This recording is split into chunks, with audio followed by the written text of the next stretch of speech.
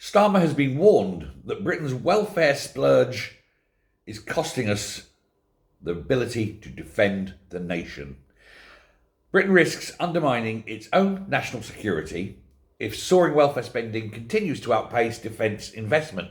That's the warning from military figures and political analysts who say that the country's armed forces are being weakened while the welfare bill rapidly expands. Some now argue that the imbalance will threaten Britain's ability to defend itself domestically or abroad. A new analysis by the Centre of Social Justice estimates the UK's welfare bill will rise by, are you ready, £18 billion in a single year. Total spending on benefits and pensions is projected to reach roughly £1/3 trillion annually.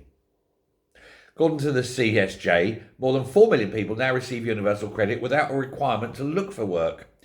Critics say the growing welfare budget is placing increased pressure on government finances. Now, the CSJ argues that the 18 billion increase alone could fund a major expansion of Britain's military. For example, it would buy you 15 Royal Navy frigates, 220 modern fighter jets, and an extra 250,000 fighting men.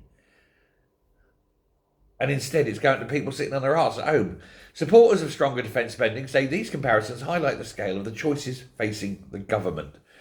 Former head of the British Army, Lord Dannatt, warned that the balance between the welfare and defence has become dangerously top-heavy.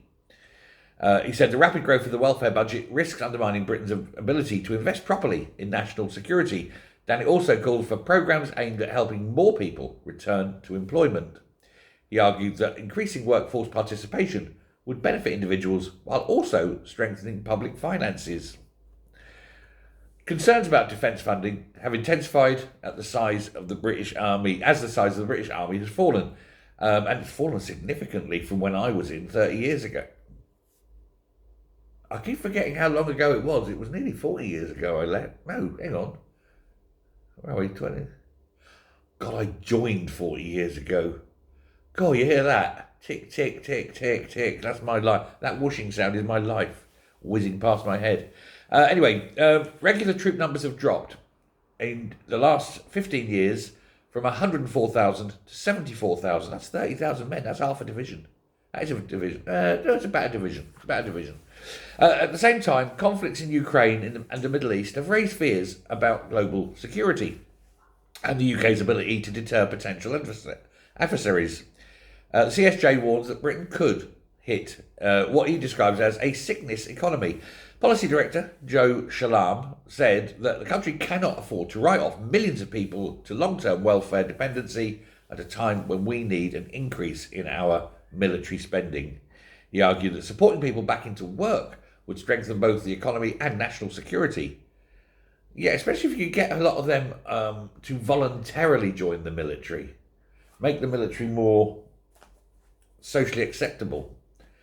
And if military, for example, was given priority social housing, when you left the military, you went on the priority social housing. That would be very attractive. That would attract a lot of people to go in, even if it was only for short tours, 3 years, 4 years, something like that. Knowing that when they come out having served, they'd be, up the list. That's something that needs to be looked at. Anyway, the think tank estimates that returning 1 million people. Sorry, that was. I didn't script that. That was just. I have these ideas. The trouble is, you get the story, you write. See, I'm doing it again. Tangents. You do the story, you write it, and then as you're doing it and rereading it, another little fresh thought pops in your mind. You think, I should have put that in the original script, but that's how it happens. God, it takes so long to write these scripts. You have to sit there, do the story. Anyway. Among the reforms suggested by the CSJ are changes to mental health benefit eligibility, limiting payments to the most severe cases. The organisation argues that this could save around £7 billion annually. It proposes reinvesting £1 billion into expanding the NHS, talking therapies and employment support programmes. And foreign policy analysts have also raised concerns about long-term military decline. Don't ask what that noise was. Alan Mendoza, the co-founder of the Henry Jackson Society, said, recent governments have failed to respond adequately to a worsening global security environment.